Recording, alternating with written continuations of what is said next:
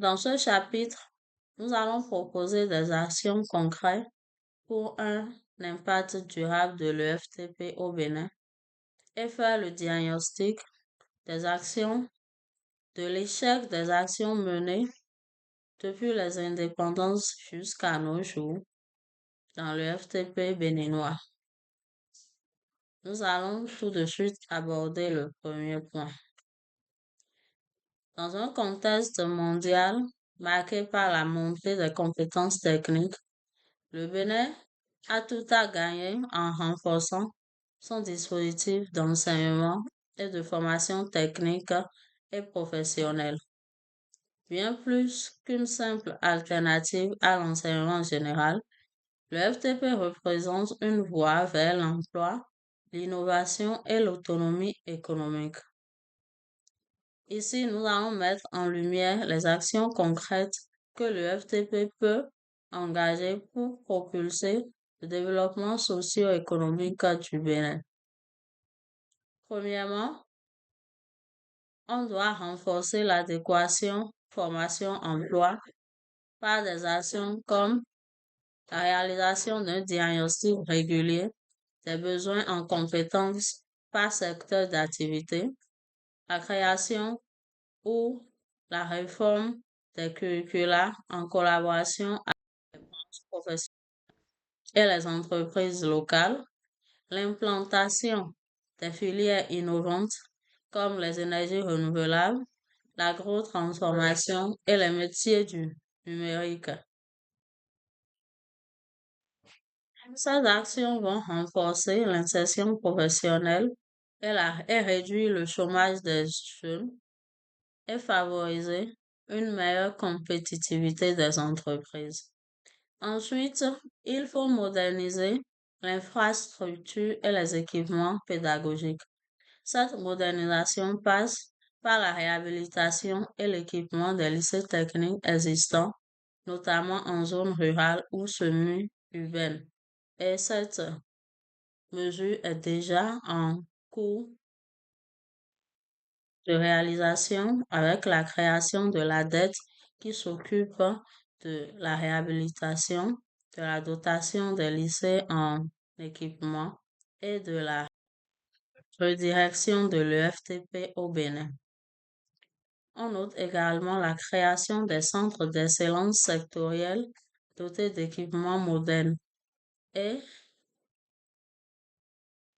l'intégration du numérique dans le système éducatif avec l'installation des salles multimédia, la formation à distance et les plateformes de gestion de l'apprentissage. Tout ceci va participer à l'amélioration des conditions d'apprentissage, à l'attractivité de l'EFTP et à la réduction des inégalités régionales. Ensuite, nous avons le renforcement du partenariat public-privé pour l'alternance.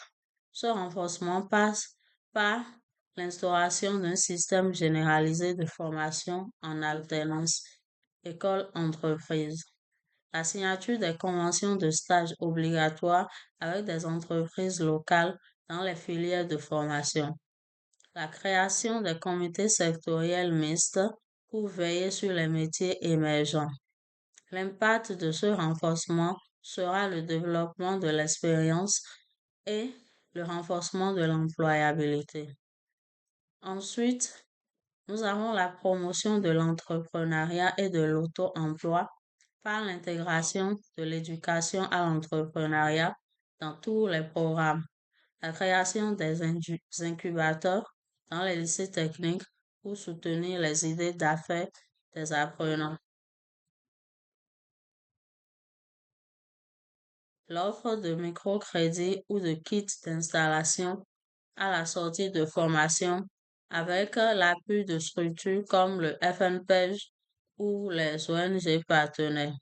L'impact est l'autonomie financière, la réduction de les zones rurales et et la dynamique des économies locales. Enfin, il faut valoriser les filières porteurs de développement durable par le renforcement de la formation en agriculture durable et en élevage modèle et en élevage moderne, la promotion des métiers de l'environnement et le soutien à la formation des jeunes filles dans des filières non traditionnelles comme la mécanique, les énergies solaires, la plomberie. Ceci va favoriser la sécurité alimentaire, le développement de l'énergie verte et l'inclusion sociale.